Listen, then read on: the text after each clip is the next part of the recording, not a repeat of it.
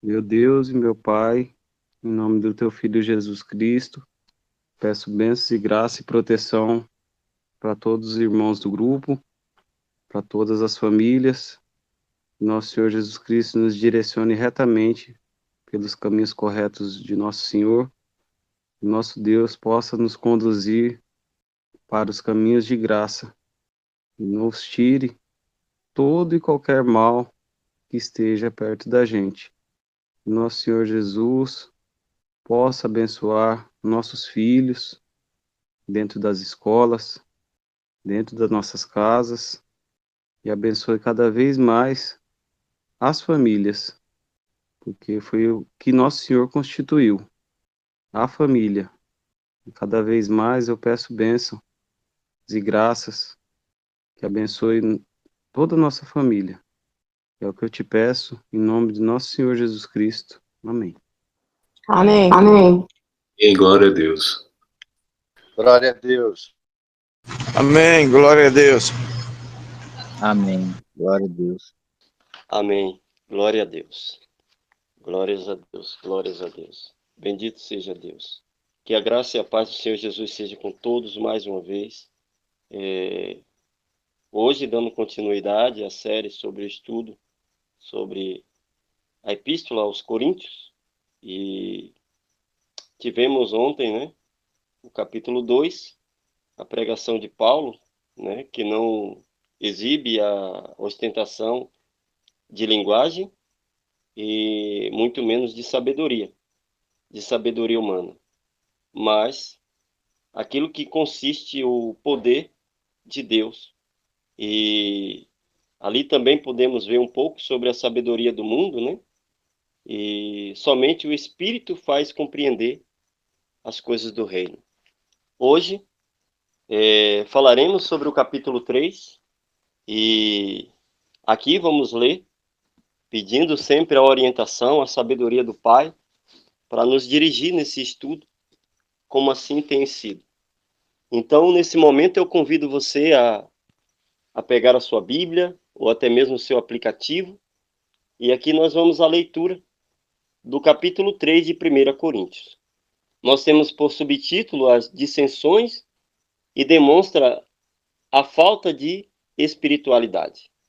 O versículo 1 está escrito: Eu, porém, irmãos, não vos pude falar como espirituais, e sim como carnais, como a criança em Cristo. Leite vos dei a beber, não vos dei alimento sólido, porque ainda não podeis suportá-lo, nem ainda agora podeis, porque ainda sois carnais. Porquanto, havendo entre vós ciúmes e contenda, não é assim que sois carnais e andais segundo o homem? Quando, pois, alguém diz, eu sou de Paulo, e outro, eu sou de Apolo, não é evidente que andais segundo os homens? Quem é Apolo? E quem é Paulo? Servo por meio de quem creste. Isto conforme o Senhor concedeu a cada um.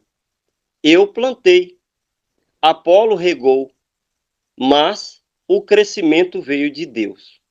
De modo que nem que planta é alguma coisa, nem o que rega, mas Deus o que dá o crescimento.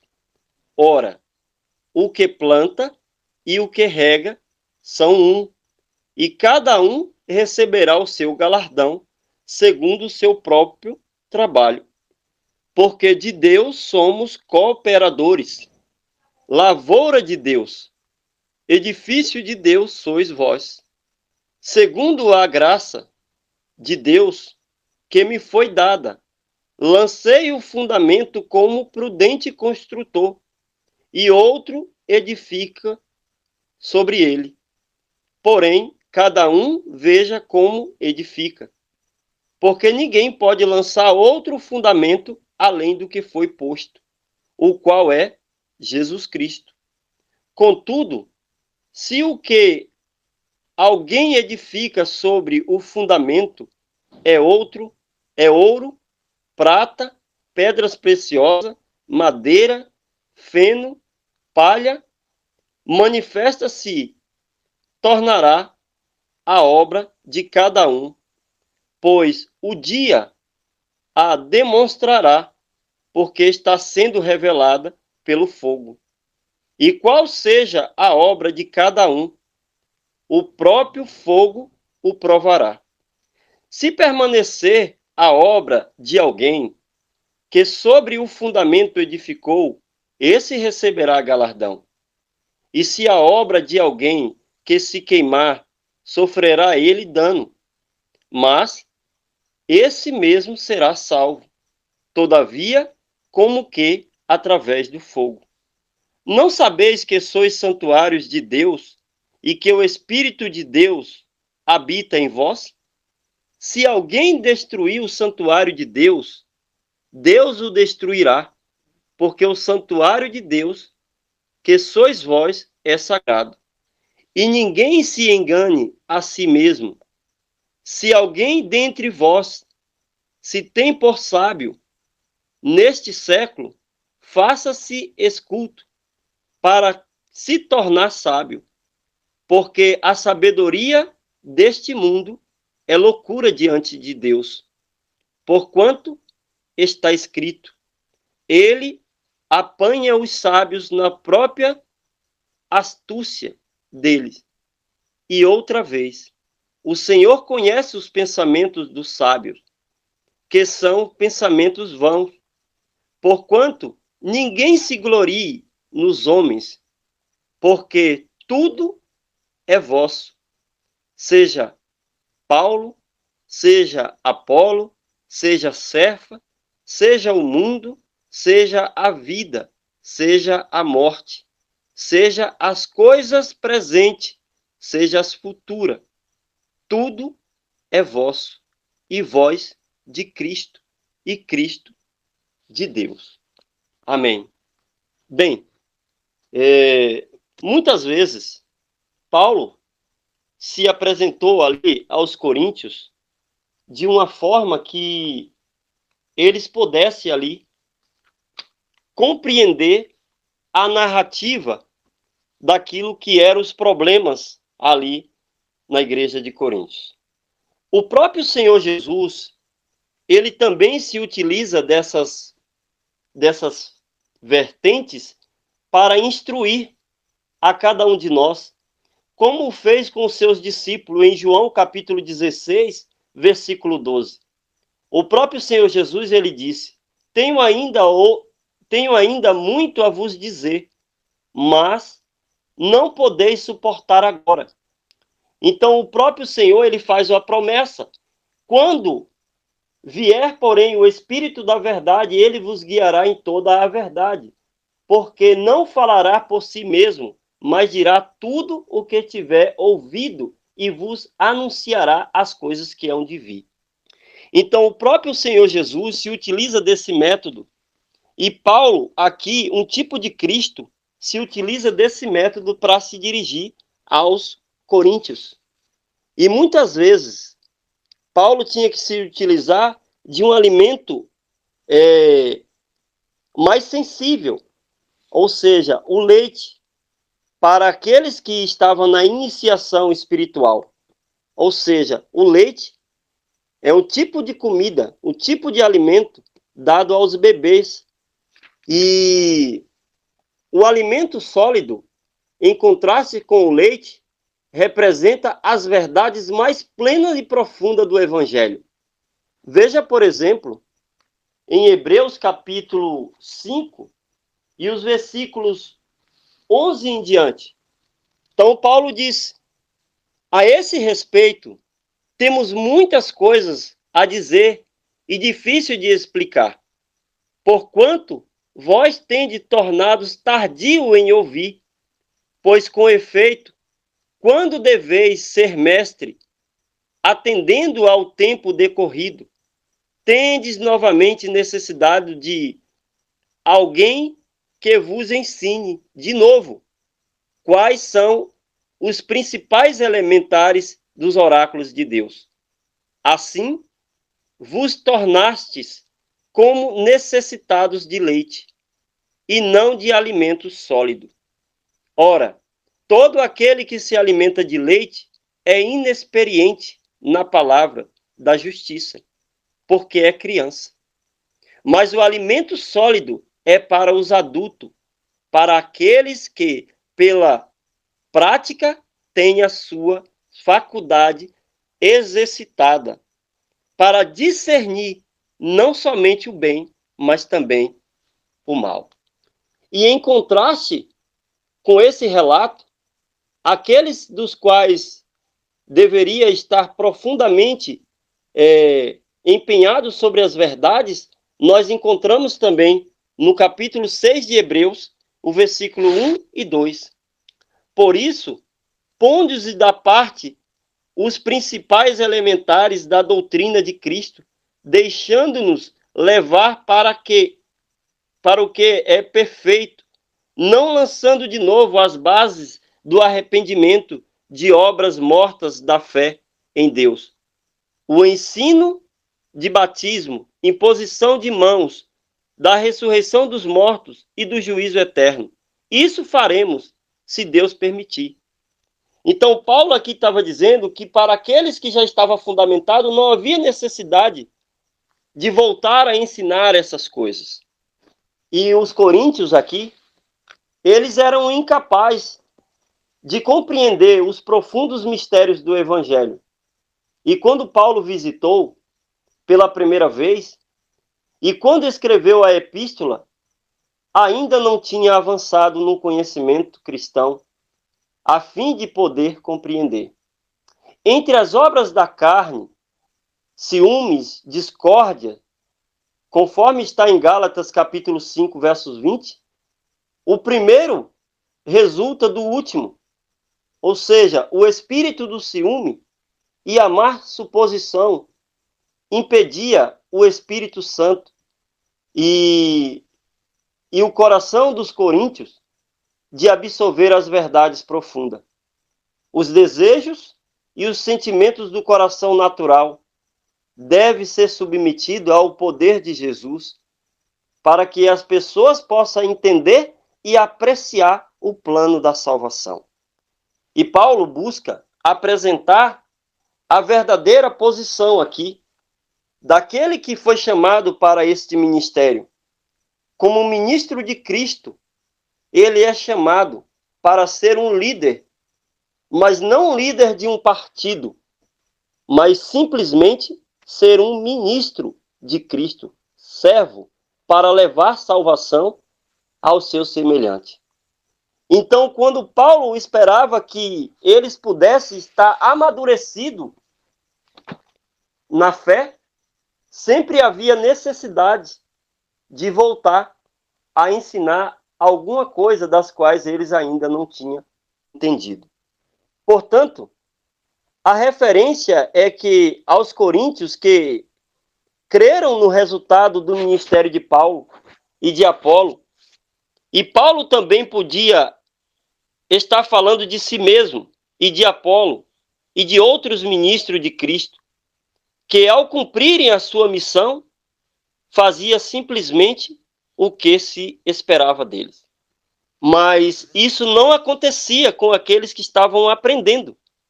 Então sempre havia necessidade de voltar novamente a ensinar. E decorrente disso, eles não tinham crescimento espiritual. E cada um dos servos de Deus tem hoje uma tarefa a realizar.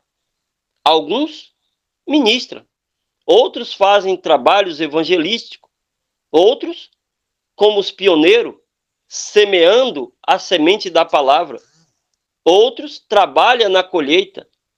Diferentes instrumentos podem ser usados para conduzir um pecador a Cristo, como no trabalho de um carpinteiro, em que ferramentas diferentes são usadas para se construir algo.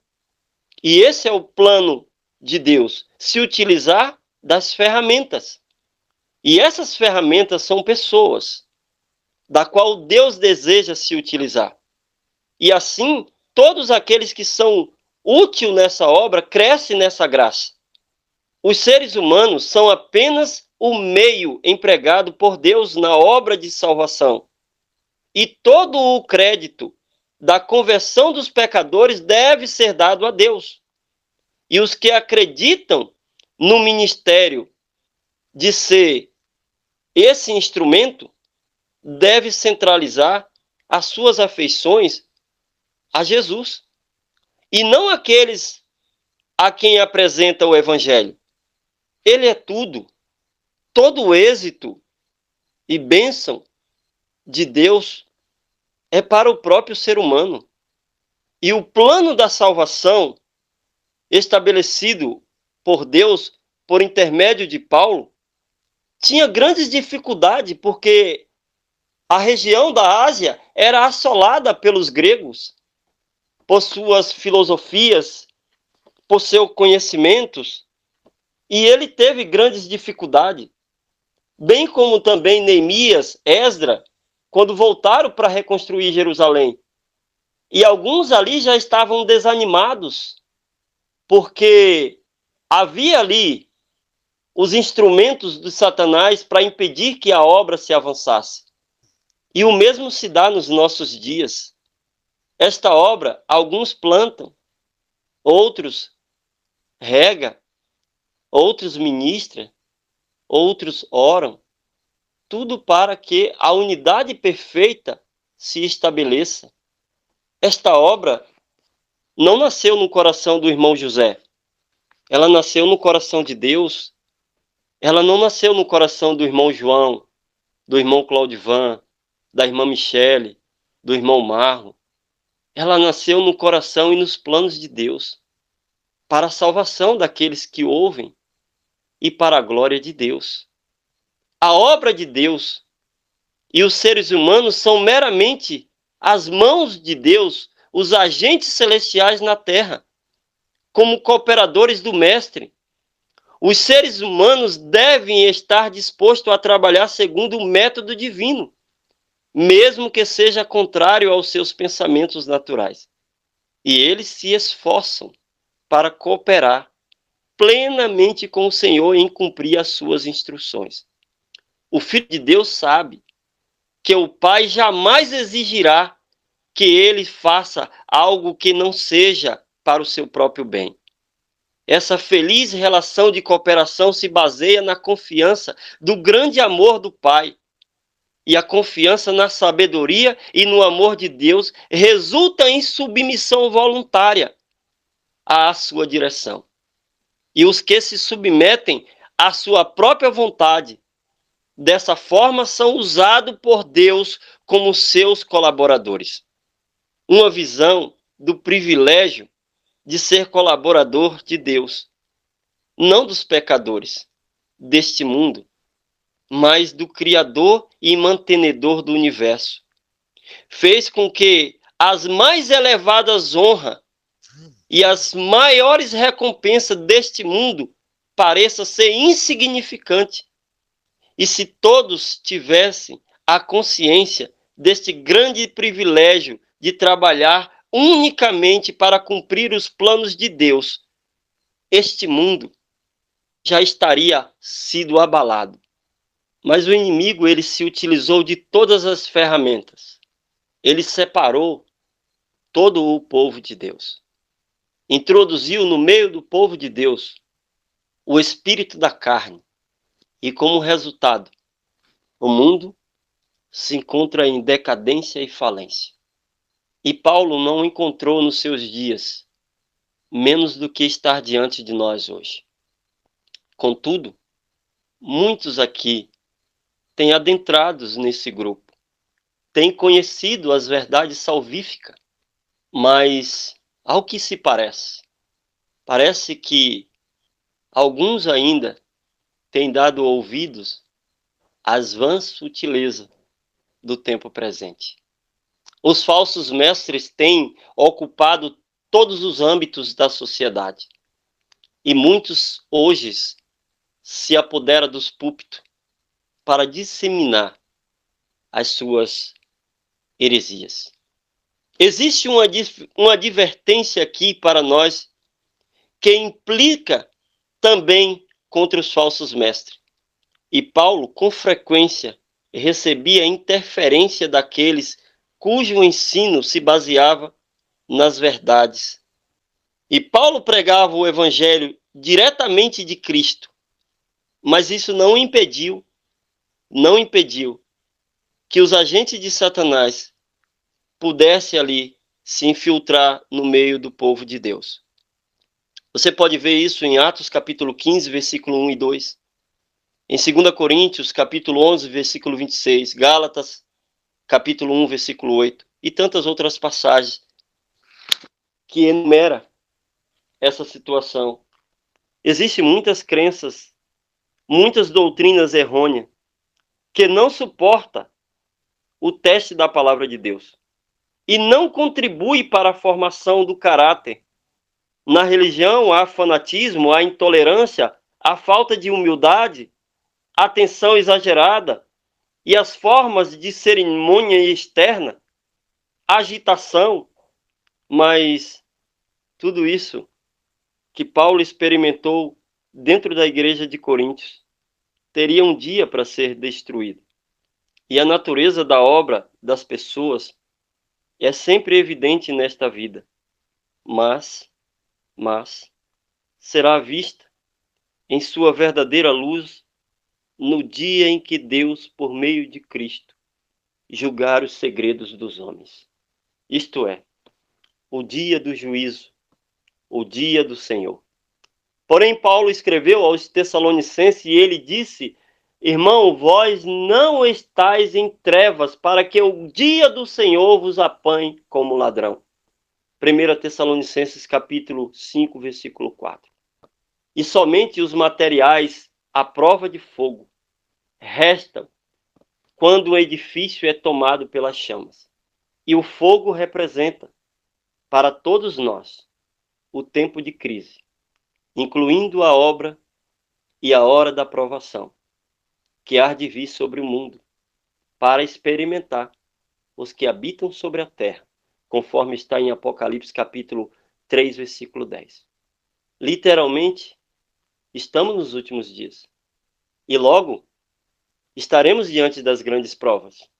E assim como Paulo disse para os irmãos de Coríntios, é necessário que nós já estejamos em um patamar do qual Deus deseja. E precisamos e necessitamos hoje de uma experiência da qual ainda não temos. O tempo de prova se aproxima de nós. E nesse tempo será revelado aqueles que construíram a sua fé sobre a rocha, sobre os fundamentos mais preciosos. O fogo já está destruindo todas as filosofias implantadas pelos homens. A obra deles já pode ser vista nos púlpitos, nos templos, nos segmentos governamentais. E quem vai permanecer de pé? Aqueles que não se utilizam do evangelho para pregar filosofias. E literalmente, por meio do fogo. Uma metáfora que significa salvar-se com dificuldade. As pessoas que constroem sobre o fundamento de madeira, fenos e palha, nos últimos momentos de graça, pode se arrepender e pode ser salvo, mas terá desperdiçado toda uma vida de oportunidade com Deus. É necessário compreender que a opinião do que se tem de si mesmo, em termos de sabedoria, é um engano. E Paulo combatia isso quando ali ele falava no versículo 18. Tal sabedoria não tem valor para a salvação, e essas pessoas devem se submeter humildemente à direção do Espírito Santo, embora possam ser considerados tolas para o mundo. Se fizer isso, então obterá a verdadeira sabedoria que vem somente de Deus. E todos os esforços para encontrar paz e felicidade sem Deus estão destinados ao fracasso. A filosofia humana não leva a Deus, mas a exaltação da própria criatura. E Deus considerou como tolice as opiniões sobre as religiões do grego, a sua autossuficiência. O mesmo se dá hoje para os laodiceanos. A sua soberba, sua altivez, a sua autossuficiência e sua independência de Deus levará à ruína, e Deus logo vomitará. E eis o julgamento de Deus para os muitos laodiceanos. O mesmo se dava com os gregos, com as suas oratórias requintada, sofisticada. E Deus distingue a imperfeição da sabedoria humana, pois ele vê tudo como realmente é. E qualquer coisa que o ser humano busque acrescentar à simples do Evangelho de Jesus, é naturalmente marcada por uma apreciação imperfeita das coisas de Deus. E os falsos mestres, que perturbavam a igreja de Corinto, ministravam a palavra de Deus sobre as suas próprias especulações e com as escrituras. O que parece para nós nos dias de hoje? Contudo, queridos, aprender sobre a justificação pela fé, aprender sobre o batismo em nome de Jesus, sobre a crença do Deus único, e se tudo isso não faz diferença, e se tudo isso não é uma realidade, essa crença é vã. Há muitos que hoje já têm conhecimento de tudo isso e mais coisas profundas das coisas de Deus, coisas tremendas, que Paulo desejou nos mostrar para esse tempo. E os falsos mestres ainda continuam perturbando a igreja de Deus. Não importa quão hábil, inteligente ou capaz o ser humano possa se considerar, ele não pode aperfeiçoar a palavra de Deus, nem enganar o Espírito de Deus, nem o próprio Deus, pois Deus pode pôr abaixo todos os propósitos do ser humano e reduzir os seus planos a nada. Afinal, foi isso que Deus fez quando os homens tentaram erguer uma torre e se tornar célebres no mundo. Deus reduziu a nada.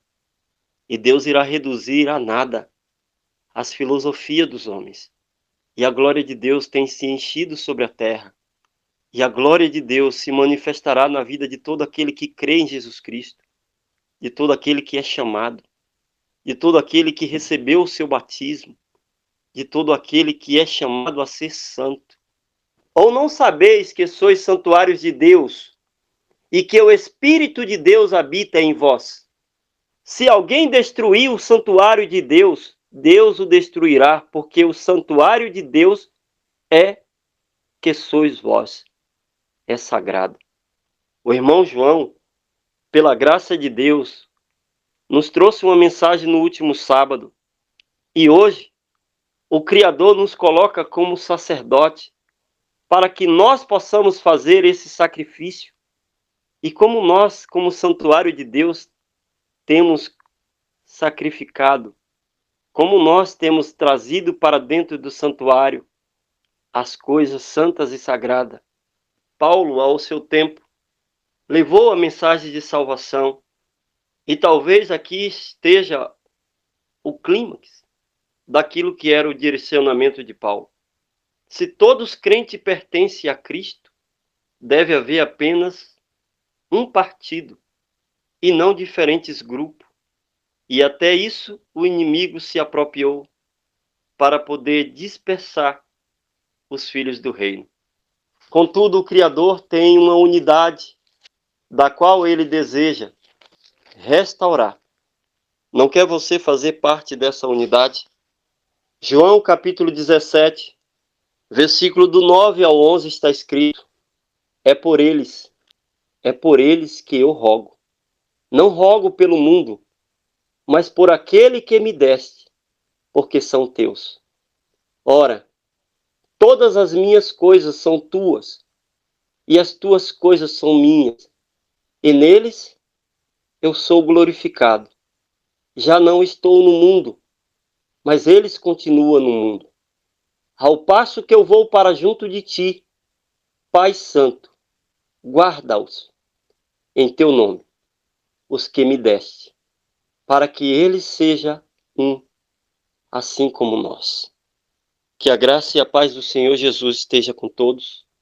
E esta foi a mensagem da parte do nosso Pai Celestial. E para nós finalizarmos essa mensagem, eu gostaria de convidar o irmão Ramos para nos dirigir nesta oração final, em nome de Jesus. Amém, meu irmão? Oi, irmão Mário, boa noite. Posso sim, posso sim. Pai Celestial, Pai que habita nos mais altos dos céus, aquele que é o Eu Sou, Deus único e excelso, de Noé, de Abraão, de Isaac, de Jacó, Israel, e Pai do amado Jesus, aquele que foi sacrificado como Cordeiro de Deus, derramou sangue no madeiro para o perdão dos pecados daqueles que se arrependem e creem no Pai, e creem no Filho. Pai Celestial, nós te agradecemos por esse dia, por esse estudo, por toda a compreensão que tem nos dado, por todo o discernimento que tem nos proporcionado através da palavra. Teu Filho, o Verbo que se fez carne, a palavra viva que andou entre os homens, mudou toda a história da humanidade. E até hoje, tudo que ele fez continua vivo entre nós. Nós que cremos, nós que acreditamos e nós que buscamos seguir pelo único caminho, o único caminho que leva a ti, ó Pai Celestial, ao mais alto dos céus, que é teu amado Filho, Senhor Jesus. Te agradecemos, te damos louvores, glórias por toda a tua imensa obra. Pedimos também humildemente, Pai, que ordene aos anjos que nos guardem, que nos protejam nas nossas tarefas, na noite de descanso, no sono que teremos, e que o Espírito Santo seja fortemente com cada um de nós, nos abastecendo, nos enchendo de luz e nos dando a direção, que é a tua direção, pois a tua vontade é a boa, perfeita e agradável para todo aquele que crê e que busca pela fé. Em nome do Senhor Jesus, recebe essa oração, acolhe e dá a tua providência, coloca a tua providência sobre cada um de nós, todos os irmãos. E aproveito aqui, Pai Celestial, para pedir também que a tua mão, tua soberana mão, tua poderosa mão, seja estendida para as criancinhas desse mundo, para os enfermos, os idosos, aqueles que estão acamados, adoentados, que o Espírito Santo seja, né, o consolo, o afago para todos esses, pois todos esses são frutos da tua obra, Pai. Recebe, acolhe essa oração e dá a tua providência. Em nome do Senhor Jesus. Amém. Amém. Amém. Glória a Deus. Aleluia. Amém. Glória a Deus. Amém. Glória a Deus. Amém, meus irmãos. Que a graça e a paz do Senhor Jesus seja com todos. E até amanhã, se Deus assim quiser e permitir. Em nome de Jesus.